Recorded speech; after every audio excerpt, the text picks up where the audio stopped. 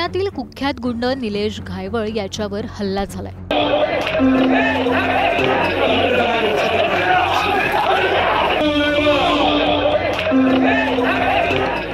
धाराशिवमधल्या भूम तालुक्यातील आंदरूड गावात यात्रेनिमित्त भरवण्यात आलेल्या कुस्ती स्पर्धेदरम्यान हा प्रकार घडला। या घटनेचा व्हिडिओ व्हायरल झालाय। दरम्यान निलेश घायवळ नक्की आहे तरी कोण? घायवळची पार्श्वभूमी नेमकी काय आहे? कॉमर्स ग्रॅज्युएट असलेला निलेश घायवळ गुन्हेगारी क्षेत्राकडे कसा वळला?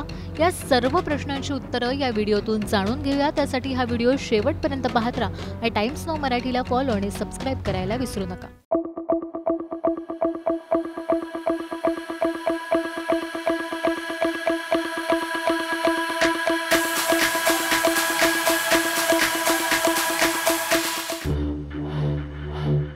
पुण्यातला कुख्यात गुंड निलेश घायवळला धाराशिवमध्ये मारहाण करण्यात आली। जगदंबा देवीच्या यात्रेनिमित्त निलेश घायवळने कुस्ती स्पर्धेचं आयोजन केलं होतं। निलेश घायवळ ही कुस्ती पाहण्यासाठी तिथे आला होता। कुस्तीच्या फडात जाऊन घायवळ पैलवानांची भेट घेत होता। त्यावेळी एका पैलवानाने घायवळच्या अंगावर धाव घेत मारहाण केली। इतकंच नाही तर घायवळच्या श्रीमुखातही लगावली।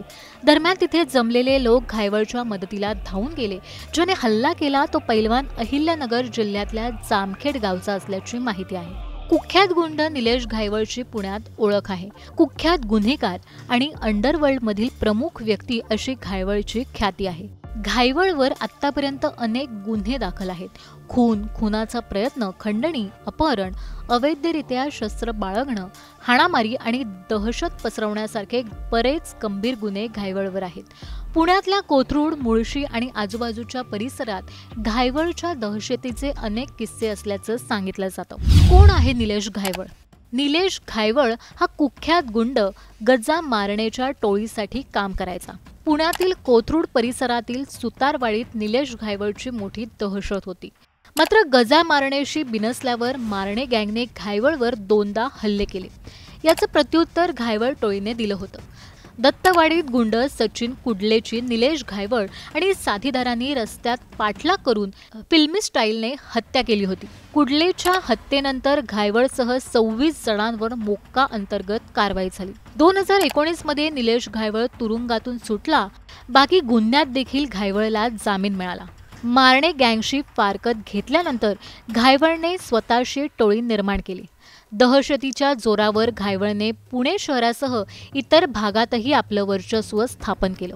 जमिनींचे व्यवहार, खंडणी आणि दलालीतून घायवळने करोडो रुपये कमावले। पुढे जाऊन त्याच्या टोळीत नवे तरुण सामील झाले।